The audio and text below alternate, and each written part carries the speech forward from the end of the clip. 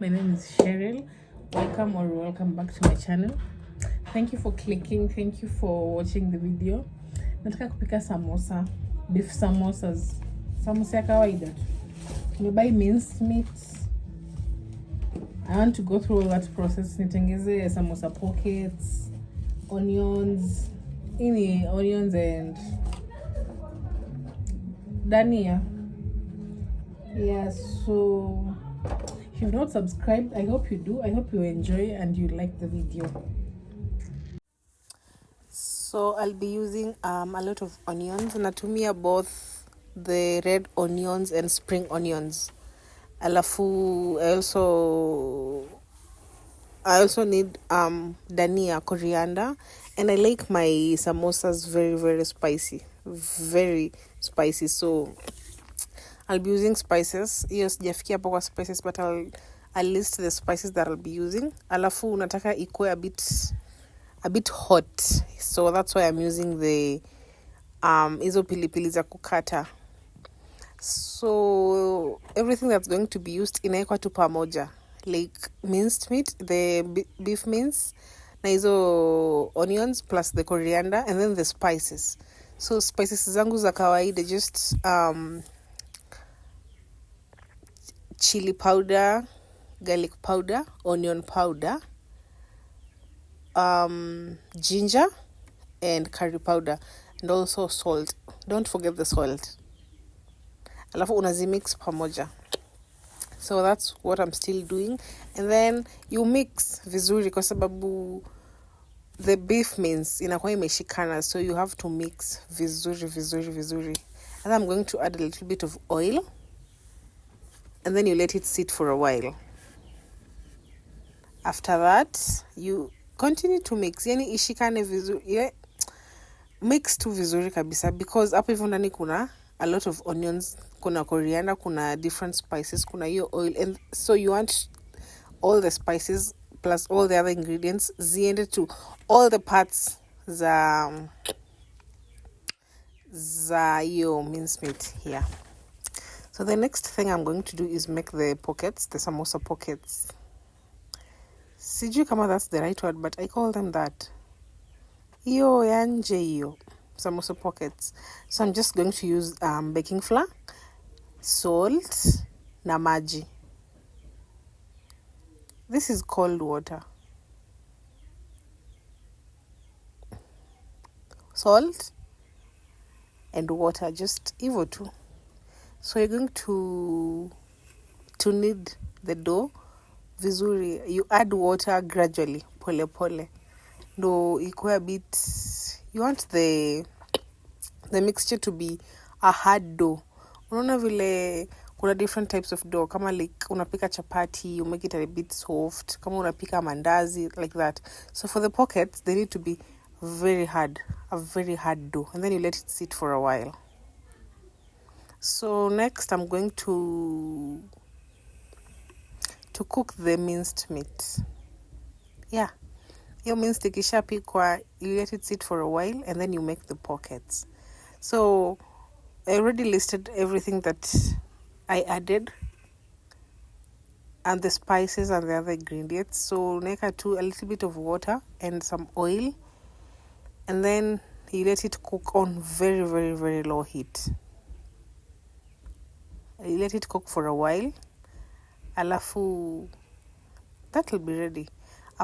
While this is cooking and after it's done, I'll be working on the pockets. So you want to make sure all the sides zimeiva vizuri, like keep on stirring, keep on trying to, just what I'm doing. So it's been an hour. I want to make the pockets.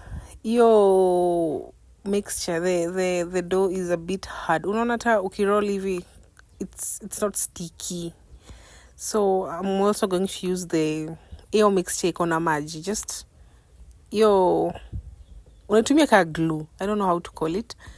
Ni maji plus na unga plus na salt yenye utatumia kufunika the pockets. So this is a method I saw on YouTube. On TikTok. I can't really explain it, but you can see what I'm doing. So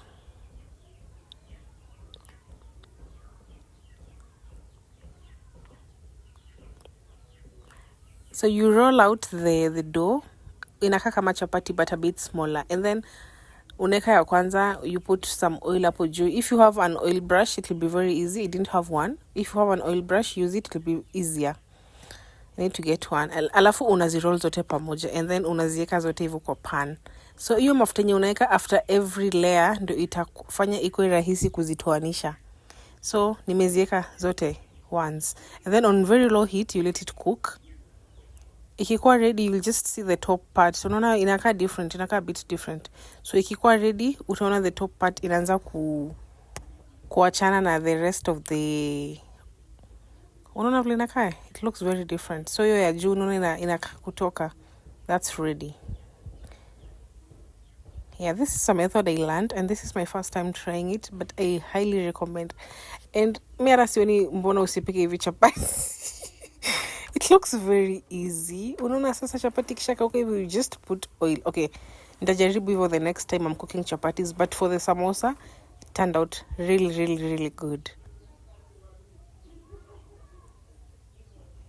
So this is the last one.